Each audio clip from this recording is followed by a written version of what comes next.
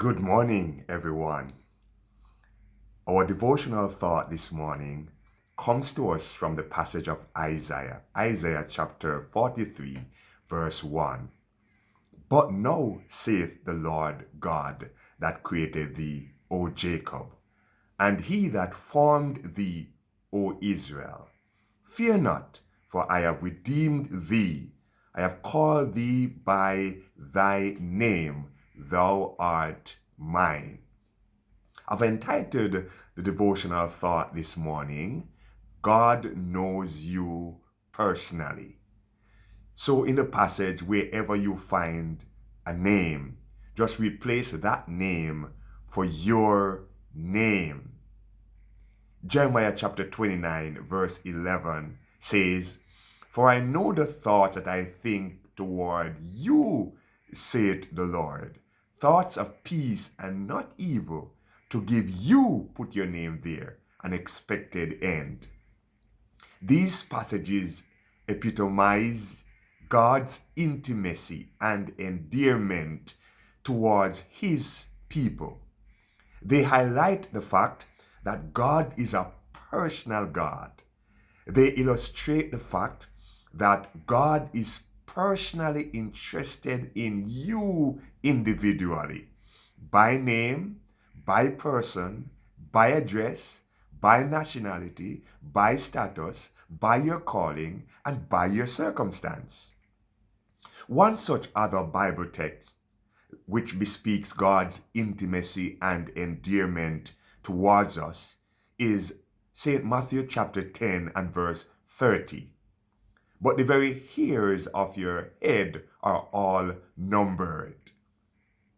An average person is born with about 100,000 scalp hair follicles to start with. But it varies with natural hair color. Blondes have an average of 150,000 hairs. The average redhead has 90,000.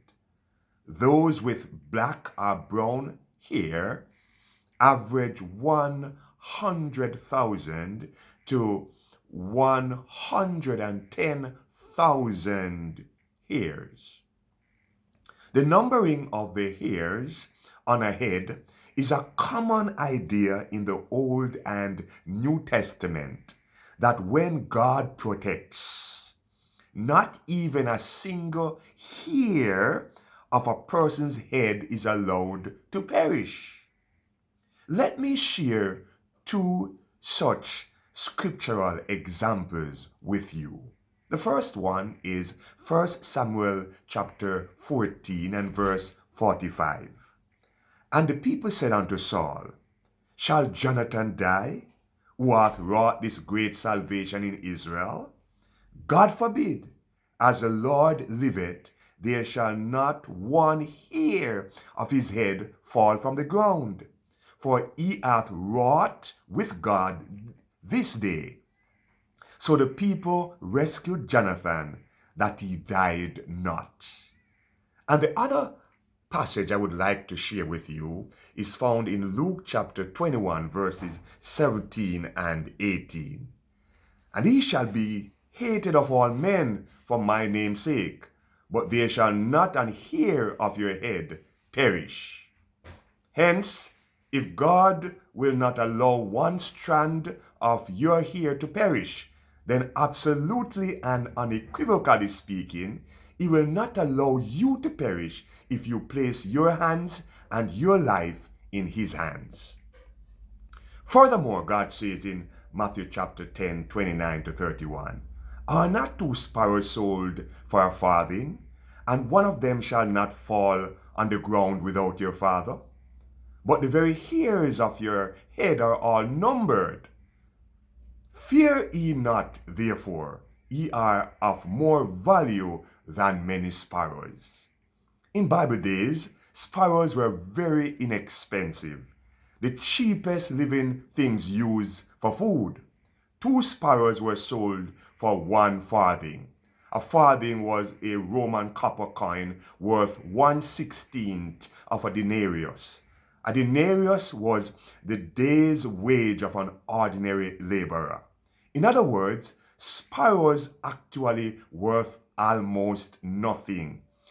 Yet they were and still are of great worth to God. Much less you who are of far more worth than sparrows. Therefore, all the more will God care for you. Hence, herein lies the hallmark of the exhortation not to fear. Isaiah 41 verse 10 says, "Fear thou not, for I am with thee. Be not dismayed, for I am thy God. I will strengthen thee, yea, I will help thee, yea, I will uphold thee with the right hand of my righteousness."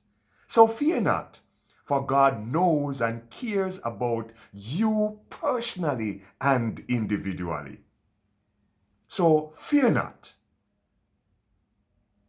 Have a wonderful and fearless day. God bless you.